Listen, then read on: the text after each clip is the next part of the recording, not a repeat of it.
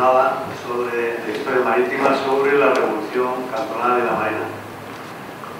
Como saben, hoy vamos a tener dos conferencias, una sobre la repercusión de la Revolución Cantonal en la Marina de la Carraca y de Cádiz, que será impartida por el doctor don José Quintero González, y la segunda sobre la repercusión de la Revolución Cantonal en la Marina de Cartagena por don Manuel Rolandi Sánchez Solís. Me van a permitir que dé lectura un poco a un breve resumen del currículum del doctor don José Quintero. Digo breve porque cuando yo lo vi dije, madre mía, he intentado ser lo más breve posible, pero creo que hay que decir las cosas importantes que son relativas a las conferencias sobre todo y a los temas que trata el doctor Quintero. Es natural de Cartaya, de Huelva, pero adoptado por San Fernando desde hace 40 años de vivir. Es doctor en Historia por la UNED en el curso 2002-2003. También es académico numerario de la Real Academia de San Romualdo de Ciencias, Artes y Letras. Su línea principal de investigación gira en torno a la Armada, la economía marítima y el arsenal de la Carraca. Entre sus múltiples publicaciones, mencionar el arsenal de la Carraca, 1717-36, del Ministerio de Defensa del año 2000, Jarcias y Lonas, la revolución de la Armada en la Bahía de Cádiz,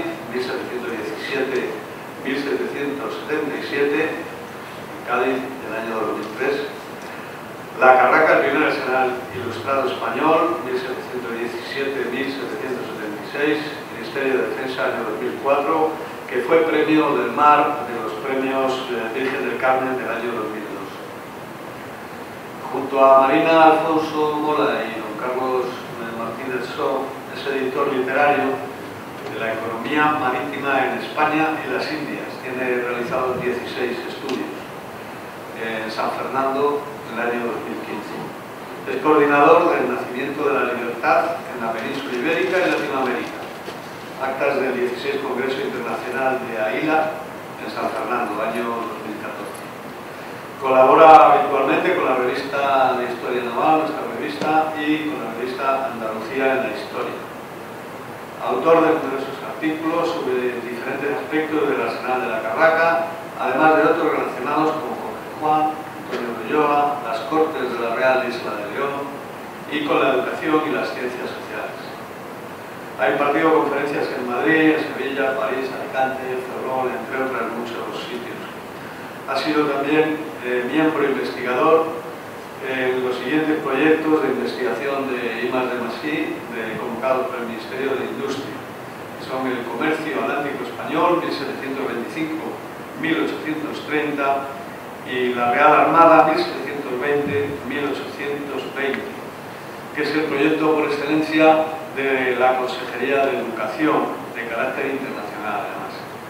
Esta investigación ha dado lugar a eventos de guerra, apogeo y crisis de la Real Armada, años 1750-1823, y José Quintero trata el arsenal de la Carraca en el tomo 3. El doctor Quintero hoy nos va a hablar sobre la repercusión de la Revolución Cantonal en la Marina de la Carraca y Cádiz.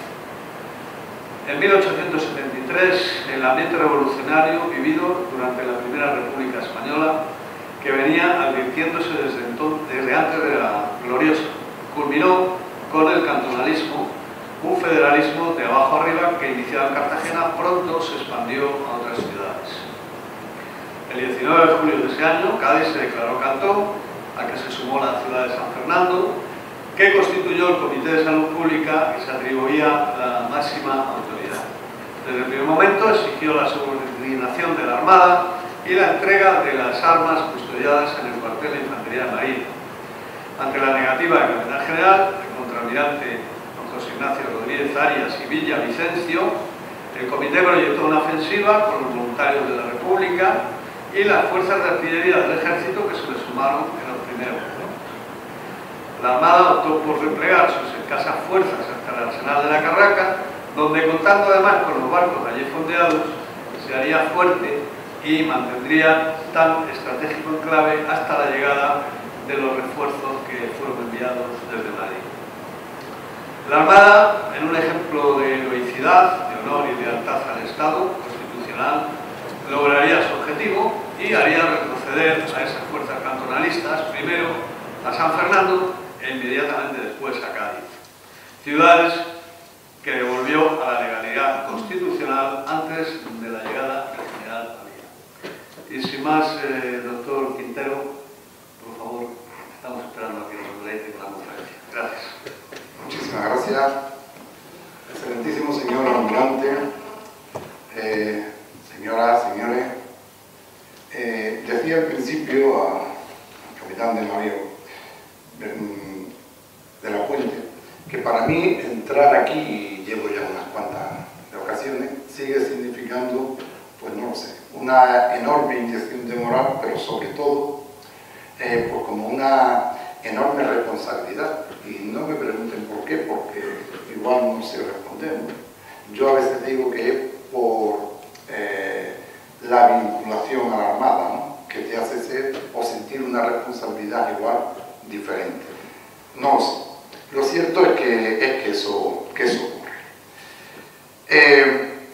Diapositivas, voy a presentar muy pocas, solamente creo que son 4 o 5, que son las imprescindibles para ayudarnos a comprender las líneas, ¿no?, las líneas defensivas del arsenal y las líneas ofensivas del movimiento cantonal, ¿vale? Yo soy de la escuela, salvando las enormes diferencias, obviamente, de don Carlos Martínez Chou, que la diapositiva tampoco no la suelo utilizar nunca, ¿no? Bueno, la revolución cantonal es historiográficamente una cuestión compleja que realmente ha sido muy poco estudiada. Además, los españoles somos con frecuencia extremadamente autocríticos y muy apasionados por lo nuestro.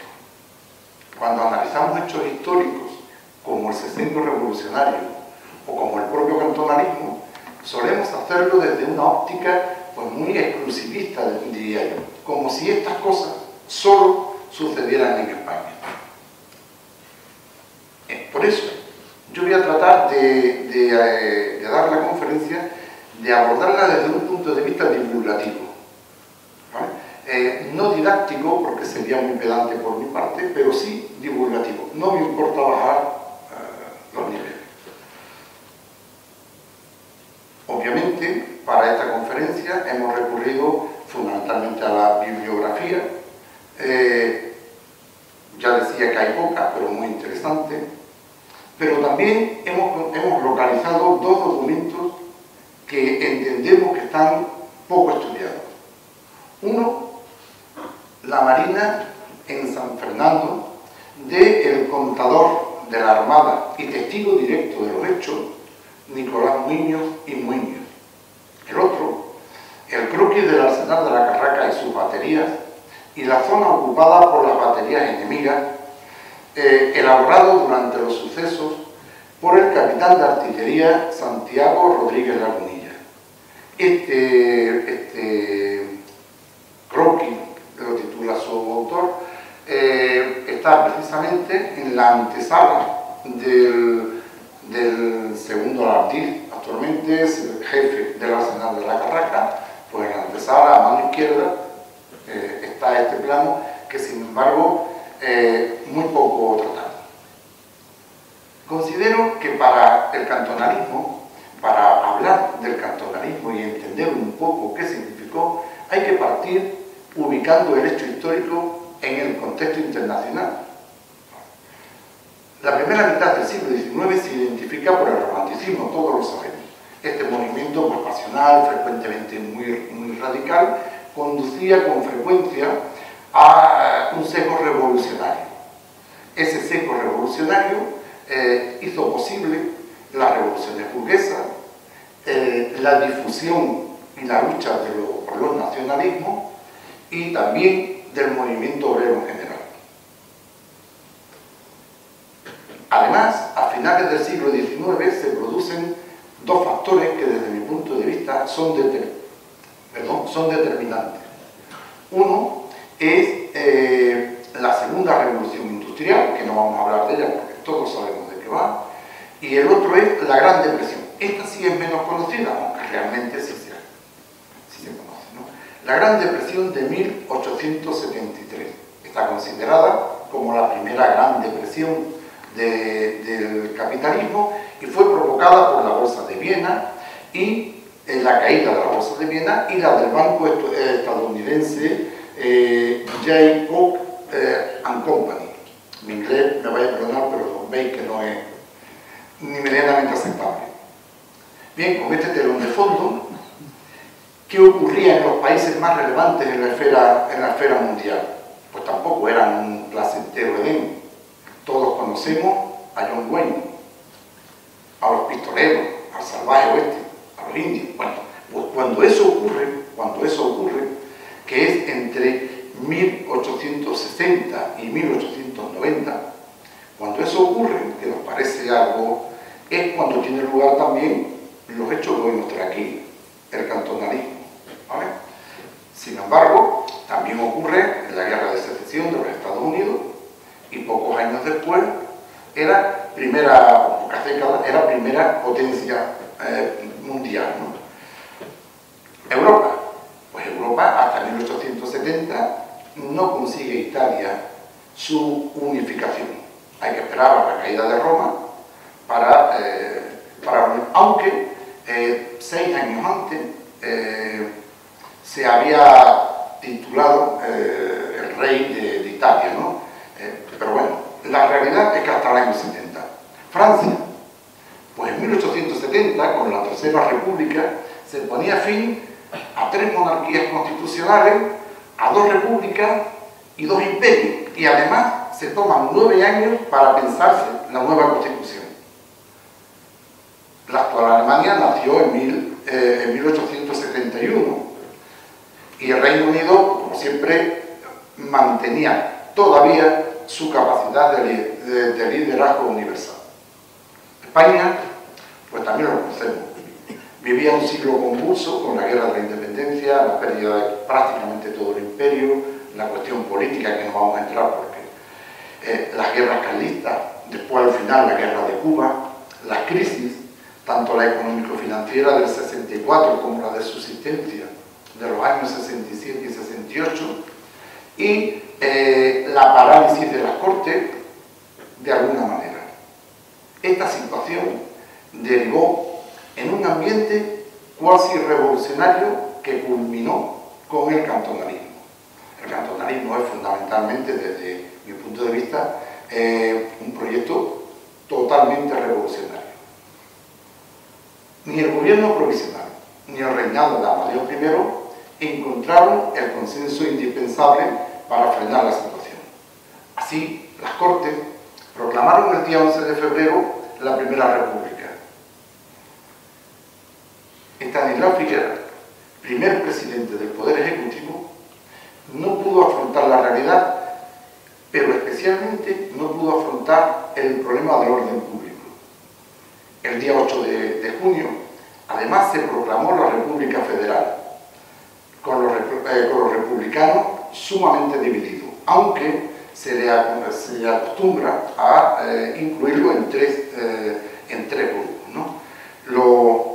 Los intransigentes, los centristas y los moderados. Figueras abandonó 4 meses después. Su sucesor, Pi Margall, considerado centrista, solamente estuvo 1 mes y 1 semana. Se vio totalmente superado por la guerra carlista y por la expansión del movimiento revolucionario del que el cantonalismo, como hemos dicho antes, es su máximo exponente. Y la Armada, bueno, pues desaparecida la Armada Ilustrada, la ruina económica y la incapacidad política de mirar al mar como factor identitario de progreso, prolongaron la ausencia de la Marina en nuestro país hasta muy avanzado el reinado de Isabel II. Se observan entonces planes navales reformadores como el del primer marqués de Molins, que diseñaba entre el 47 y el 54 la formación de una armada inicialmente cuantificada en 90 barcos, pero de calidad y modernos. Las intervenciones internacionales, tanto en África como en México o como en el Pacífico, mostraron al menos las potencialidades que tenía España para el renacimiento de la Armada. Todo ello quedó paralizado con el sexenio revolucionario, todo, a pesar de que la ley 9 de febrero del 69 creó el almirantazgo. Así, durante la presidencia de Pi Margall, el federalismo intransigente trató de imponer una federación de abajo arriba, es decir, pueblo, provincia, comunidad, estado, ¿no? Y ese federalismo, todos en el mismo nivel de igualdad, por llamarlo así, solo le unía el pacto que firmara cada uno. El 12 de julio se proclamó en Cartagena el cantón murciano, al que se adhirió 2 días después la Escuadra del Mediterráneo, el Arsenal y un día después Murcia. En Cádiz, la realidad es que el ambiente politizado venía de muy antiguo, al menos desde la época de la Guerra Napoleónica. Y eso pues había ido fraguando de una forma un tanto particular. Pero en las últimas décadas, además, se había ido metiendo dentro de la población la idea de, no de un cantonalismo, pero sí de un estatus diferente de ciudad. Había quienes hacían alusión o quienes sostenían que lo ideal sería la ciudad hanseática, el modelo de ciudad hanseática, y otros el de Puerto Franco. En las elecciones municipales del 12 al 15 de julio accedió a la alcaldía Fermín Salhuechea, que era un destacado líder del federalismo intransigente. Proclamó el Comité de Salud Pública de Cádiz como única autoridad. Al mismo tiempo, los batallones de voluntarios de la República tomaban los lugares estratégicos de Cádiz y la Casa de la Aduana, donde hizo la bandera roja, símbolo del cantonalismo, y nombró a los miembros del comité. A media tarde, 2 compañías del Regimiento de Artillería a pie del Ejército y otras unidades, carabineros, se unieron a los voluntarios. Para armarlos, el comité trató de adquirir 3.700 carabinas Remington y 270.000 cartuchos en Londres, que fracasó, igual que fracasó el intento de adquirirlos en Estados Unidos.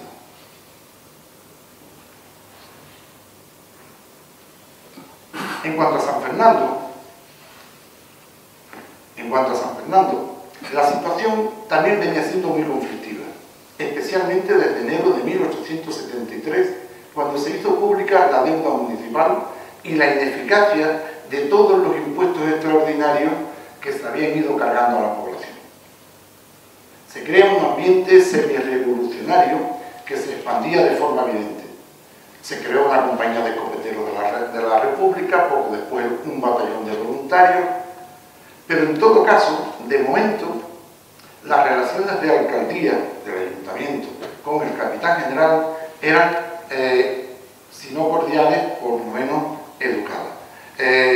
Hay datos de que el capitán general pues, colaboró con el ayuntamiento, pues cediendo, por ejemplo, los antiguos edificios de la Intendencia o de la Capitanía General. Sin embargo, en junio accedió a la alcaldía Federico Mota y Francés, muy radical, presidente del Club Internacionalista, que desde el primer momento se dedicó a enaltecer a la población y a incrementar la presión sobre la Armada. Primero, exigiendo al capitán general que admitiera a unos operarios despedidos días antes, o también que los cargos de confianza, los cargos más importantes de la maestranza del Arsenal, se los diera, nombrara a personas afín al cantonalismo. El almirante José Ignacio Rodríguez Haya y Villavicencio no accedió a ello, pero tampoco a entregarle las armas que pedía el alcalde para dotar a los voluntarios, mientras las huelgas y manifestaciones del Arsenal se sucedían, junto a las proclamas del alcalde acusando a la Marina de antirrepublicana y reaccionaria. Las autoridades de Marina optaron de momento por la prudencia con la marinería y la tropa. La situación en San Fernando no difería mucho de la que se vivía en Cádiz, esa es la realidad.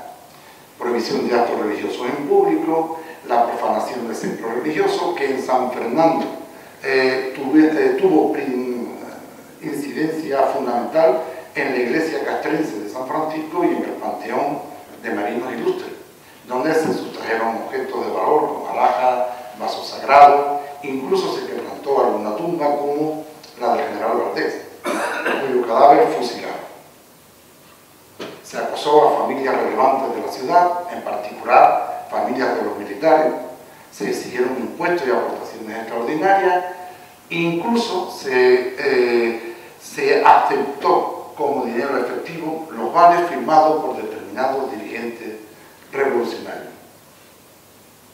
La cuestión de la entrega de las armas del primero y segundo regimiento de infantería de Marina resultaba un asunto esencial para la Armada, que se debía obviamente al orden constitucional, pero también para los voluntarios, porque les era necesaria para alcanzar el poder que ellos buscaban.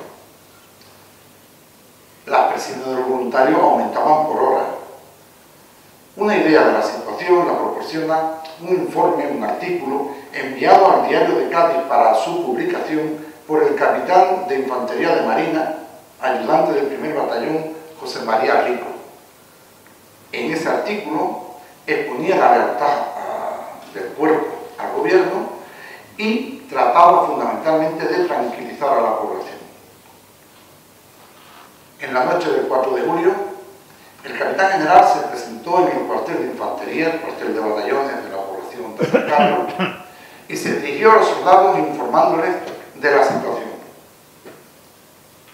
Solicitó de todos ellos la opinión, su disponibilidad o no a entregar las armas, y pidió expresamente la opinión de los que opinaran de forma contraria, pues necesitaba conocer su compromiso. La tropa demostró su lealtad y el gobierno poco después, mediante telegrama, aprobó las medidas adoptadas por el capitán general.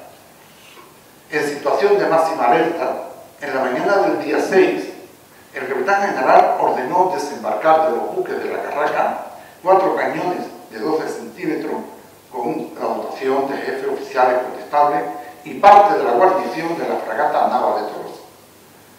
Se pusieron al mando del general o del mariscal de campo de artillería de la Armada, José Rivera y Turel, que las desplegó para defender el cuartel, pero también el laboratorio de mixtos, porque ocupa una zona, ahora lo veremos, ocupa una zona estratégica de comunicación hacia la Carraca. Mientras, en el puente Suazo, 3 compañías de voluntarios blindaban la entrada y la salida del viaducto y guarnecían las baterías con cañones, en principio también de 16 centímetros.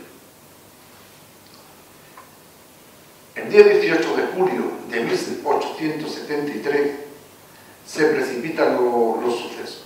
La presidencia del Poder Ejecutivo recae en Nicolás Salmerón. Y al día siguiente, es decir, el día 19, a eso de las 10 de la mañana, los toques de trompeta de los voluntarios, el cierre de los edificios públicos y la gran agitación de la ciudad anunciaban la constitución del Cantón Gaditano y la adhesión de San Fernando. En la capital del departamento de Marina, el desorden se incrementaba por segundo. Se entraba en las casas en busca de armas, muchos trataban de huir de la ciudad, se produjeron secuestros, allanamientos de casas de los marinos, de maestranza, de gente acomodada, se reclutó a la fuerza albañiles para trabajar en las barricadas, en fin. Sobre el mediodía, el Comité de Salud Pública exigió al capitán general su subordinación al cantón. El capitán general, tras consultar a los jefes oficiales, lo rechazó. Esta negativa enalteció más, como podemos suponer, los ánimos del alcalde Mota, procediendo entonces Rodríguez Arias a establecer avanzadillas para defender el perímetro del cuartel de Valladolid. Una de estas avanzadillas, precisamente, junto a la estación de ferrocarril, tuvo un encontronazo con un piquete de voluntarios, causando un fallecido entre los voluntarios, por lo que fue inmediatamente llamada otra vez al acuartelamiento. El día 20 se mantenía la situación de alerta. ¿Qué fuerza se calcula que tenían en ese momento los voluntarios? Pues desde las autoridades de Marina se pensaba que alrededor de 1.500. Los voluntarios decían que tenían en torno a 8.000, procedentes de todos los pueblos de la provincia. El cuartel, ¿quién tenía? Pues el cuartel tenía en torno a 600 hombres, de los cuales unos 350 de infantería de marina y el resto procedente, pues tanto de todas las dependencias de San Carlos, todas las dependencias de la Armada, a los que el almirante ordenó concentrarse en el cuartel, así como todos los jefes, oficiales y demás que se pusieron a disposición desde el primer momento, a disposición del capitán general. En total, unos 600 personas.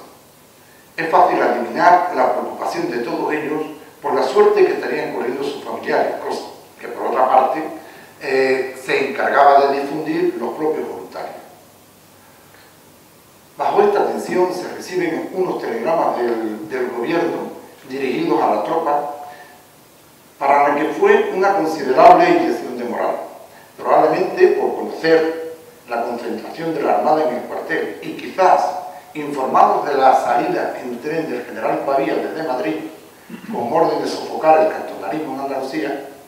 En la tarde-noche del mismo día, el comité decidió enviar a San Fernando un tren con 2 compañías de artillería del ejército, con 4 piezas, y 6 compañías de voluntarios de la República. Hay que decir que desde el primer momento la artillería a pie del ejército se puso a disposición del cantón.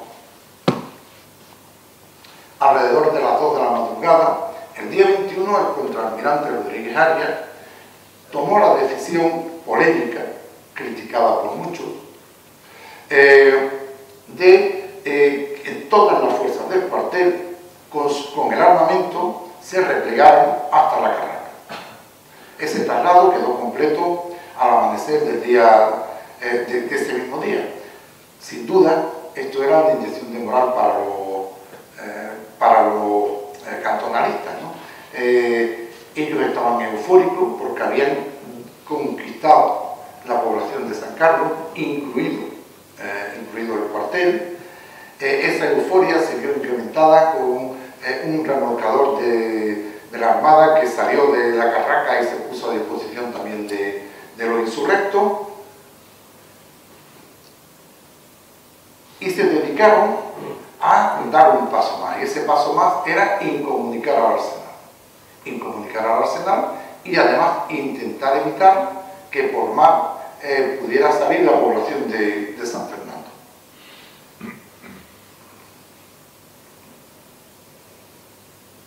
En el arsenal, el capitán general, lógicamente, pasó a revistar las baterías que tenía en la base naval y ordenó montar otras provisionales.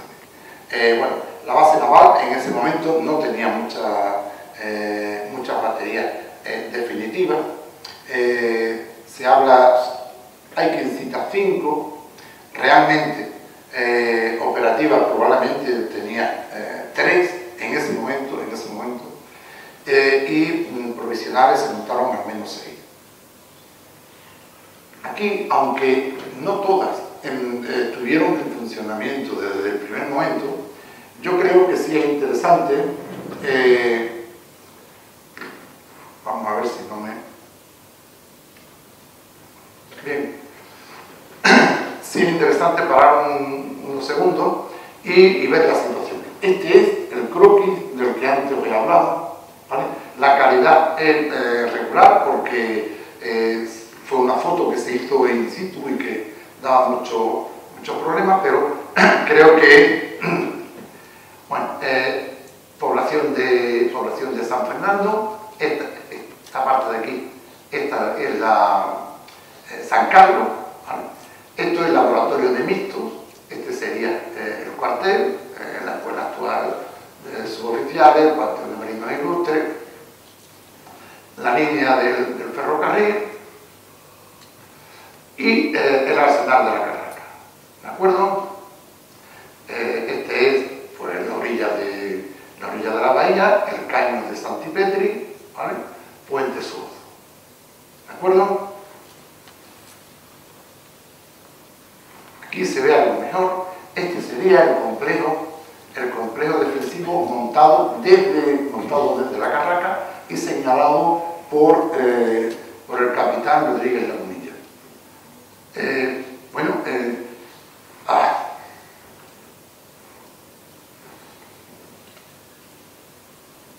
Si comenzamos por aquí, no sé si se ven, me parece que no, ¿vale? Esta sería la batería de Santa Rosa, ¿vale? Soldado, Concordia y San Carlos, la más castigada, probablemente la que sufrió más daño. ¿Por qué? Pues porque el puente Suazo, que estaba aquí, las baterías la tenían casi en primera línea, ¿de acuerdo? A partir de aquí pues se alineaban todas las baterías provisionales, Arsenal, Sirena, Montes de Oca, hasta llegar al parque, que es esta la más grande. Esta además contaba con 5 bomberos, que como sabéis, pues eran 5 12. Hay aquí una batería, que esta batería llama la atención, porque no todos la nombran, no todos la citan. Aquí es un hospital de sangre que se instaló, porque el hospital de la Arsenal de la Carraca era este.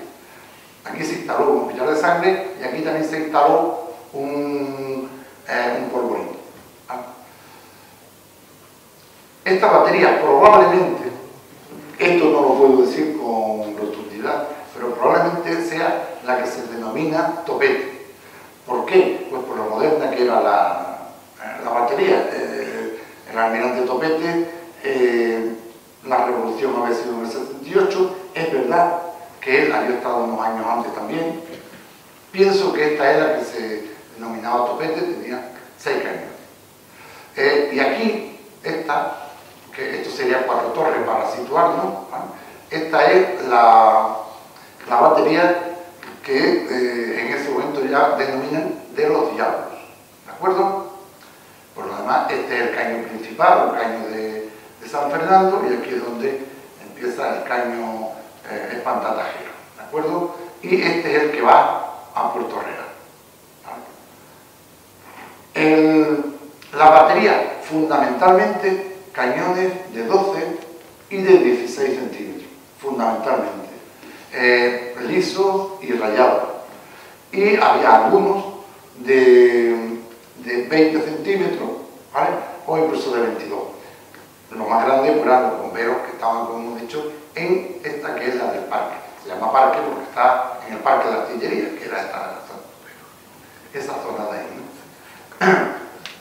Ese complejo de baterías, ¿con qué se completaba? Pues se completaba con los barcos.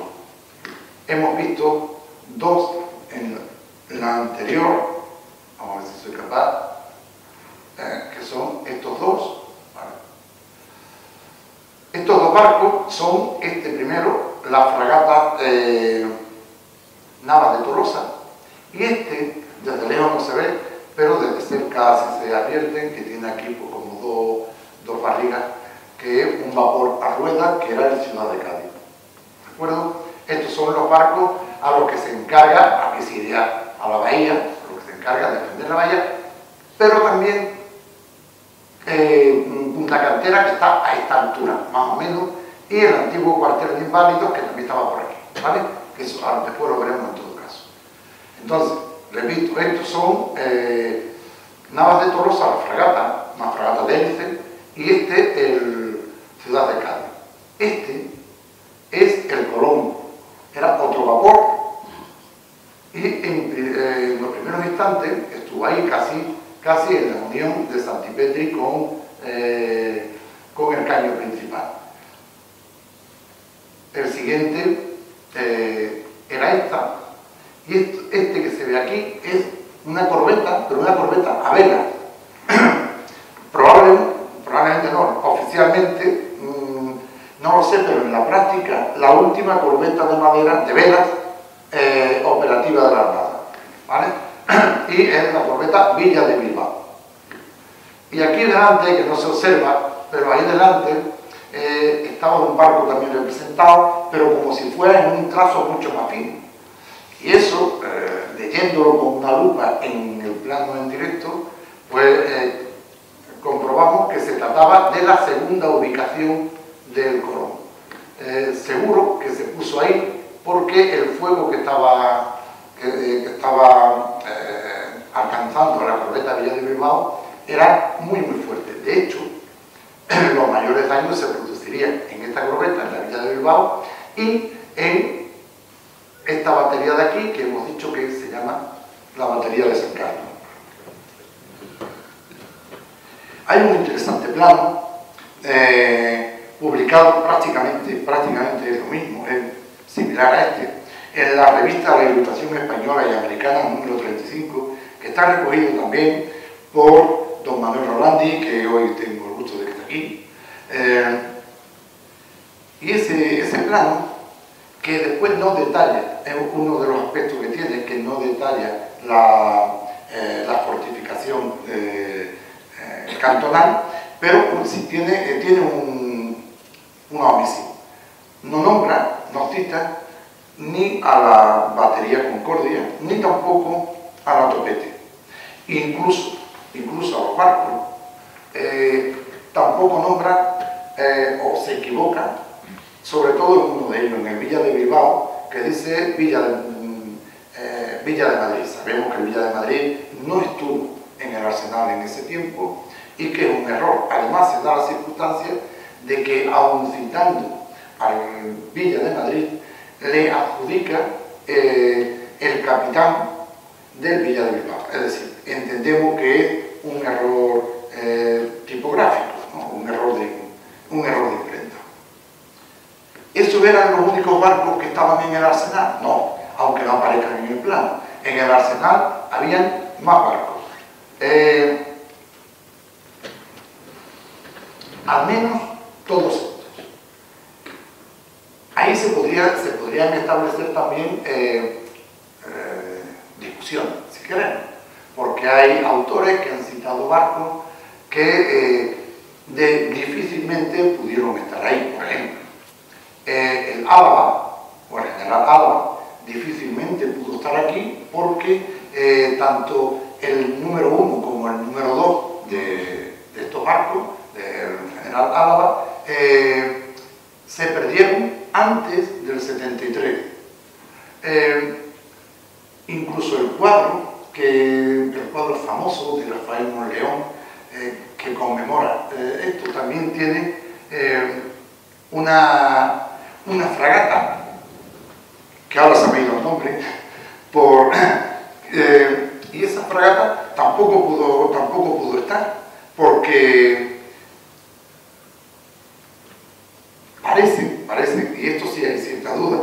De hecho, José Lledó, que es un gran especialista y tiene mi admiración en el estudio de los barcos del siglo XVIII, él con prudencia también,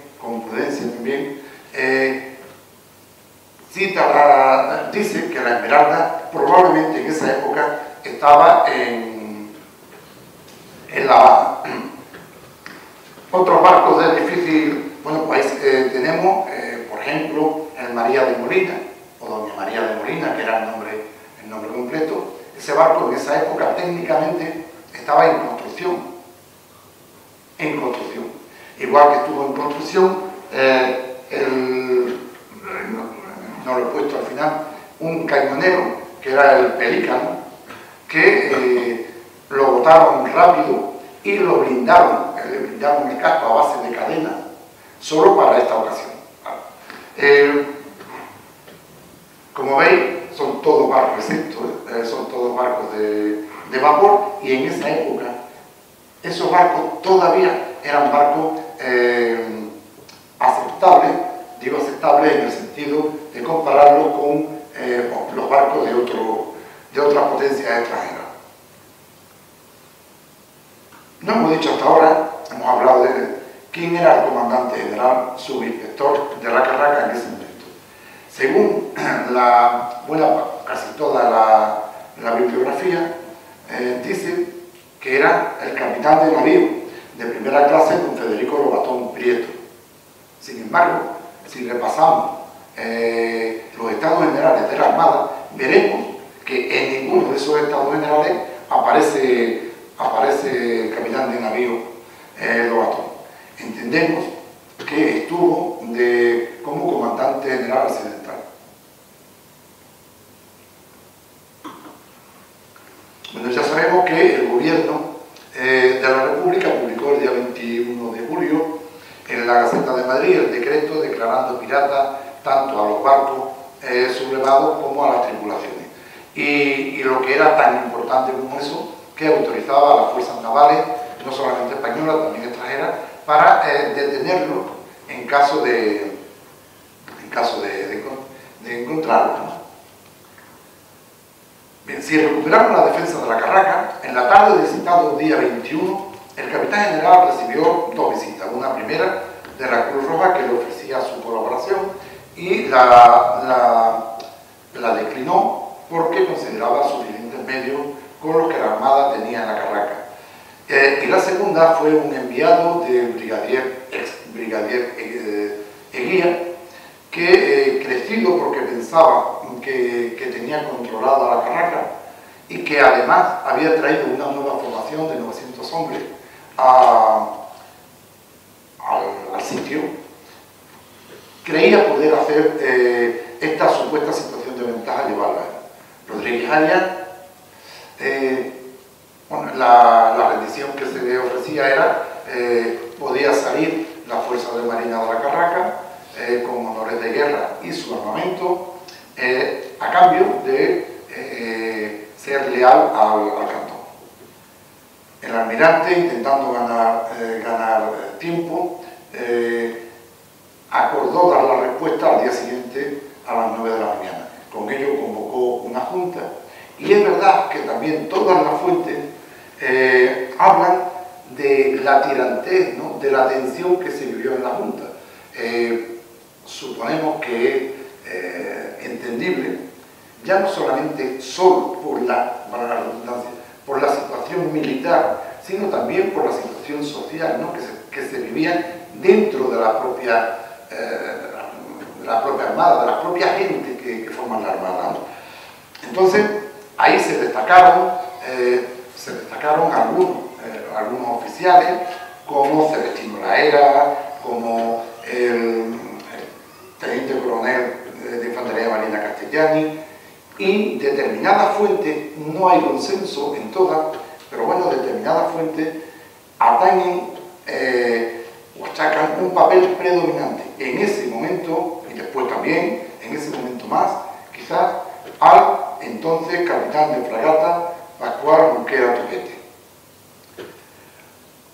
Este militar, este capitán de fragata, lo que defendía a ultranza era hablar con la gente, con la marinería, con la tropa, y tratar de convencerlo de hacer frente. De paso, estaba intentando convencer también a los compañeros más reticentes. Lo cierto es que hicieron esto que estaban hablando, y la única que dio problemas por menos importantes fue la Nava de Tolosa. Era el barco más grande y fue el que más problemas dio. hasta el punto de que el teniente coronel de Infantería de Marina, Castellanos, como hemos dicho antes, tuvo que amenazar a la tripulación, a la dotación del barco, con abrir fuego si no se llegaba a un acuerdo. Efectivamente, pues se llegó. Casi de inmediato se acordó enviar a Puerto Real 2 compañías de infantería de marina apoyadas por 2 cañones de 8 centímetros. Entiendo que esta operación fue muy importante para el desarrollo general, porque estaba abriendo no solamente una vía de escape para el arsenal y también un puente para las tropas de General Pavía, si fuera necesario, sino que además estaba sirviendo de ejemplo a las ciudades de alrededor. De hecho, ni se sublevó el puerto de Santa María, nunca tuvo una decisión clara de hacerlo, ni Jerez, que al principio sí mostró realidades cantonalistas, tampoco se sublevó Chiclana. Esta actuación, que parece que es una cosa que como no hubo tiros, como no hubo no sé qué, no, entiendo que la medida estratégicamente fue muy acertada por lo que hemos visto, ¿no? Tardó muy poco tiempo en controlar la situación en Puerto Real, y los cantonales, por el contrario, vieron que esa maniobra les podía perjudicar. Entonces, ellos es cuando intentan reactivar ese frente. Para ello, siguiendo el plano, ahora veremos otra vez para que nos hagamos una idea, siguiendo el plano, ellos establecen, yo lo suelo clasificar en 3, no líneas, porque no sería líneas, pero sí 3 unidades. Una de esas unidades sería esta de aquí, ¿vale?, que es la de Población Militar de San Carlos, junto con Laboratorio de Misto, que es este de aquí, ¿vale?, esto de aquí, esta zona. Otra unidad sería la de Punta Cantera, con el antiguo hospital de inválidos que también se ha hablado, y la otra unidad sería la del Puente Suazo. No cuento, o no incluyo en ella, toda las grandes baterías de Doctrinal o de Torregorda, Puntal en Cádiz, porque no están en el mapa y por eso no les incluyo, aparte de que su participación en los hechos fue mucho más breve, por denominarlo así. Bueno, hemos dicho entonces que esto es la parte de San Carlos, esto para situarnos es el Panteón de Marinos Ilustres, y este es el cuartel de batallones, el cuartel de Infantería Marina. Esto parece que es uno de los morteros y este el otro, porque no es tan claro. Y aquí, en la zona de Misto, pues vemos como que ahí a la derecha he puesto, para que nos hagamos una idea, las distancias aproximadas a tiro de cañón, a línea recta, que hay desde el cuartel de Infantería de Marina, Laboratorio de Misto, Puente Suazo y Punta Cantera, a Barcelona, ¿vale? Es decir, cuando estamos hablando de este plano, pues que nos hagamos una idea de cuáles son las distancias. Insisto que son distancias aproximadas, ¿vale? Importancia de esta del Puente Suazo, que tampoco se ve, pero aquí está toda la zona del portazo, y ahí se acumulaban un número importante tanto de morteros como de cañones. ¿Cuál era la importancia? Porque estaban controlando lo que hoy sería la carretera general, estaban controlando el camino real y de paso la entrada al Puente Suazo. Bueno, se hicieron se intentaron realizar una serie de maniobras tendentes sobre todo a inutilizar el ferrocarril. Las 2 maniobras importantes en este sentido fracasaron, una porque no habían expertos que conocieran la entrada del río Arillo. El río Arillo es río que se denomina, aunque es un caño realmente, pero la entrada es muy complicada, sobre todo desde la bahía, y no tuvieron un experto en hacerlo. En cuanto a la del puente que está más próximo, el puente de ferrocarril que está más próximo, pues no, porque estaba muy expuesta a las baterías que hemos visto del puente Suazo.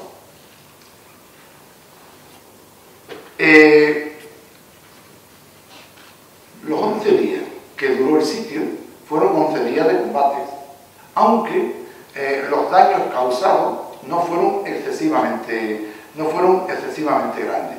Y en esos días de combate hubieron negociaciones a un nivel importante. Por ejemplo, el cónsul de Estados Unidos en España por 2 veces se acercó a la Carraca intentando mediar, intentando buscar una solución. Siempre traía la misma oferta, es decir, salir con honores militares, nada más, y sometimiento al cantón.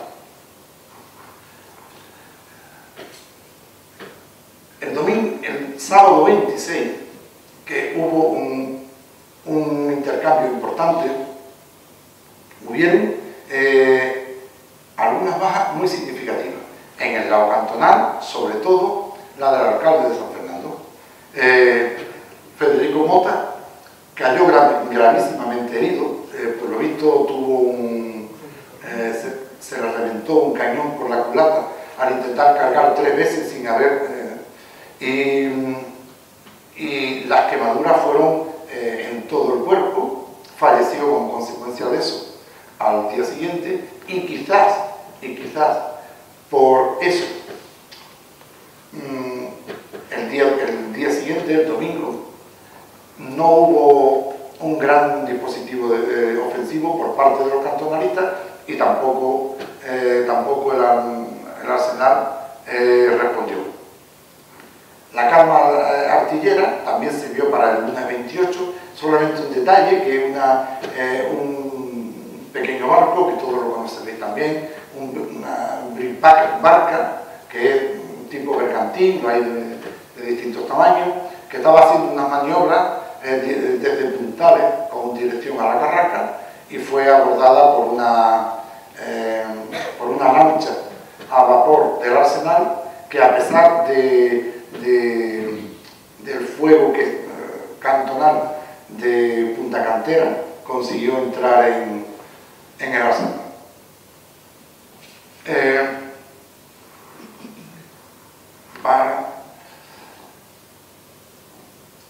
Bien, hasta el último día de julio, las horas de fuego artillero, esto es para no andar relatando todos los días, son las que estamos viendo ahí, fueron 80 horas de fuego. Resultado el día 23 como el día de mayor actividad, con 17 horas, y por el contrario, el día 28 solo con 3. ¿Había terminado el sitio de la Carraca? No, el sitio de la Carraca realmente terminó el primer día de agosto, a pesar de que los sublevados lanzaron 3 disparos que no fueron respondidos. Termina entonces el sitio de la Carraca después de los 11 días que hemos visto. El sábado 2, con las tropas de refuerzo en Puerto Real, las autoridades de Marina proyectan una estrategia con los cantonalistas y ordenan regresar al arsenal a las tropas de infantería de Marina que estaban allí. ¿Por qué? Pues porque ya en ese momento, el día 2, acababan de llegar también parte de las tropas de refuerzo de General Pavía, un batallón del regimiento de San Bravo.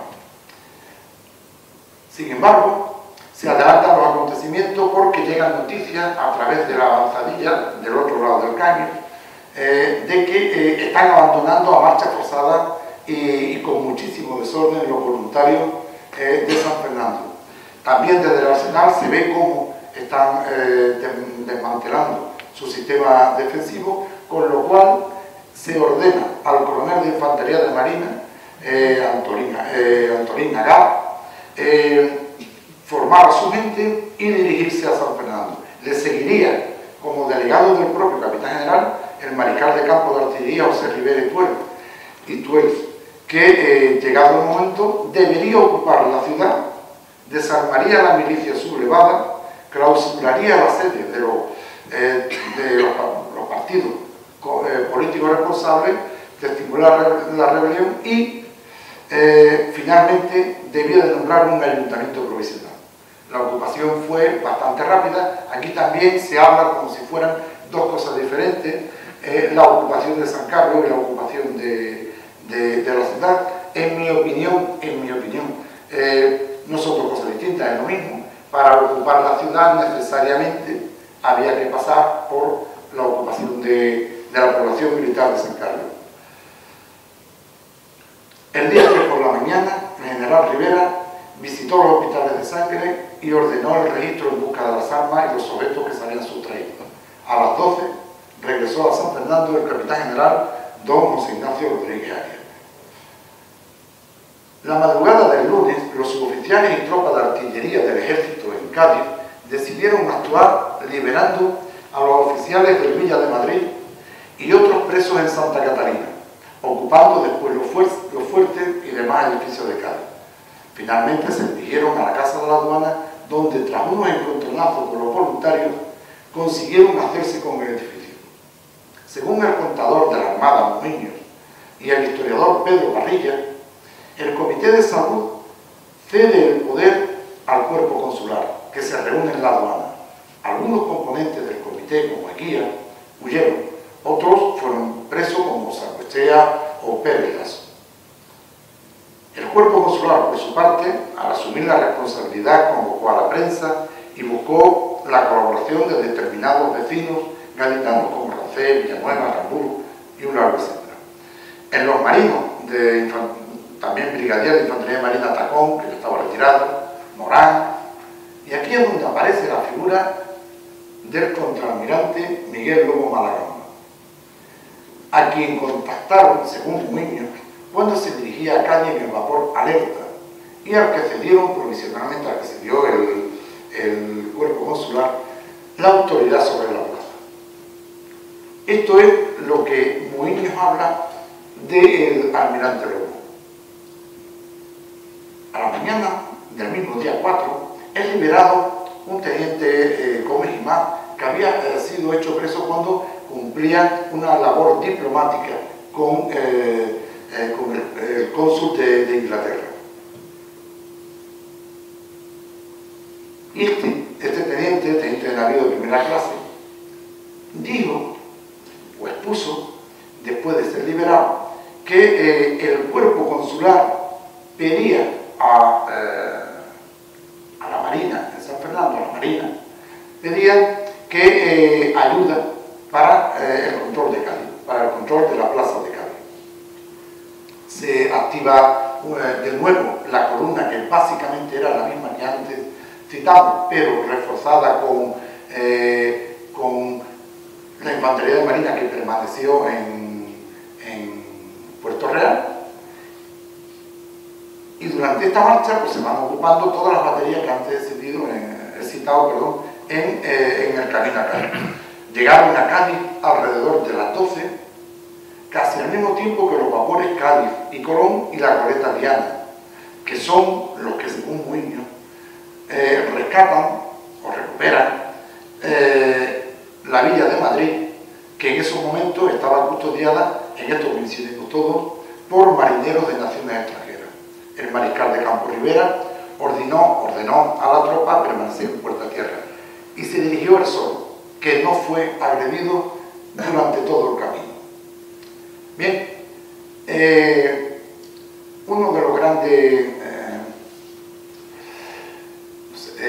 observaciones que yo me he hecho durante la elaboración de este artículo ha sido precisamente todo el entorno al almirante Lobo, porque no todas las fuentes coinciden en señalarlo así. Bien, es verdad que hay fuentes que no dan detalles, pero también es verdad también que hay otras fuentes que tampoco dan una base documental concreta. Eso ha sido bueno, y es mi reto de cara al futuro. Está claro que el almirante Lobo participó, está claro que el almirante Lobo tuvo el control de la plaza. Lo que no está claro es cómo lo tuvo, y hay muchos interrogantes. No quiere decir que sean dudas a su actuación, sino interrogantes en cómo se ha hecho llegar la historia, pues en cuanto a la fuerza que lo acompañaba, los barcos que consiguió reunir, cómo consiguió reunir el alerta, aunque eso es lo que está más fácil. Bueno, el mismo diccionario biográfico de la Real Academia de la Historia habla un poco en este sentido. En fin, ese es, ya os he dicho, mi reto que me he establecido pues, para los próximos meses. Bueno, volviendo al edificio actual de Diputación, lo que era la casa de la aduana, cuando el general Rivera, siguiendo a Moíño, y siguiendo también en gran medida a Pedro Parrilla, cuando el general Rivera procedía a tomar las medidas en Cádiz y sobre todo a nombrar el ayuntamiento provisional, es cuando le informan de la llegada por tren a Cádiz del general Pavía. Fue, como no podía ser de otra manera, a darle la novedad y acordaron que las fuerzas de infantería de marina se quedarían, y el Estado Mayor que llevaba el general Rivera se quedaría en Cádiz hasta el día siguiente por la mañana. Eso fue lo que ocurrió, y materializado ese traspaso, el martes 5 a las 9 de la mañana, el general Rivera inició su regreso a San Fernando. La Ilustración española y americana concluía sus últimas noticias de la siguiente manera: el pabellón español ondea por fin en Cádiz sin que hayamos tenido que lamentar los desastrosos efectos que una lucha más obstinada hubiera producido. Es verdad, no hemos hablado de los muertos, de los heridos, fueron muy pocos. Por parte de la Marina, realmente 3 fallecidos y otros 4 heridos de cierta grave y otros 3 leves. Por la parte cantonal, parece, según los datos que aporta Parrilla, que a su vez se refiere a la Cruz Roja, hubieron 10 muertos y 100 heridos de diversa consideración. La determinación, la lealtad, el arrojo de la importancia, desde mi punto de vista, fundamental de la Marina, incluida todos los cuerpos, la infantería marina, para abortar la revolución cantonal en San Fernando de Cádiz. Sabéis que fue reconocida por el gobierno de Castelar con una medalla elíptica de bronce conmemorativa de ese hecho. ¿Qué repercusiones tuvo en la Armada? Bueno, en San Fernando entiendo que las repercusiones de la Armada fueron realmente muy escasas. A la Armada General, hombre, es un poco aventurado decir desde aquí, sabiendo que se va a hablar también de Cartagena, y sabiendo la situación en la que estaba Ferrol, que por eso no he hecho alusión a ello, pero Ferrol se encontraba en una situación de prácticamente cierre del arsenal desde, por lo menos en el año anterior, los sucesos de octubre, ¿vale? Entonces, yo entiendo que salvando esta apreciación, la primera consecuencia fue la supresión del almirantazgo. Esta supresión tuvo lugar ya durante el sitio de la Carraca. En cuanto a la construcción naval, pues yo pienso que después de este problema, una vez instaurada la restauración, empieza otra época ilusionante, no se puede decir de oro ni mucho menos, pero sí ilusionante para la Armada, en la que trata de recuperar el tiempo perdido, jugando con el hándicap de que otras armadas extranjeras ya habían evolucionado mucho más rápido. Pero aún así, ejemplo, es un plan muy importante para la Armada. En cualquier caso, lo peor de todo, desde mi punto de vista, es que no se fue capaz de romper el divorcio oficial, político si queréis, que España tenía desde por lo menos todas las centurias con el mar. España durante todo el siglo XIX vivió muy de espalda al mar, en consecuencia vivió muy aislada de las otras potencias, y eso lo que fue creando fue una enorme soledad. Esa soledad, por ejemplo, se constató con absoluta claridad en el 98. ¿Vale? Esa fue, desde mi punto de vista, la gran novedad de la Armada. Me he alargado unos minutos, mil disculpas.